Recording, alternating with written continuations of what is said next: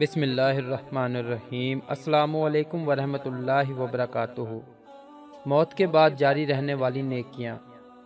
رسول اللہ صلی اللہ علیہ وآلہ وسلم نے فرمایا، مومن کے جن اعمال اور نیکیوں کا ثواب موت کے بعد بھی اسے ملتا رہتا ہے وہ یہ ہیں: علم جو اس نے سکھایا ہو یا کسی بھی طرح علم کی نشر و اشاعت کی ہو، نیک اولاد جو اپنے پیچھے چھوڑ گیا ہو، قرآن کریم کا وہ نسخہ جو دوسروں کے لیے چھوڑ گیا ہو، مسجد جو اس نے بنوائی ہو، مسافر خانہ جو اس نے بنوایا ہو، پانی کا انتظام، نہر وغیرہ جو اس نے جاری کی ہو، صدقہ جو اس نے اپنی تندرستی اور زندگی میں اپنے مال سے نکالا ہو، ان سب چیزوں کا اجر و ثواب اسے موت کے بعد بھی ملتا رہتا ہے۔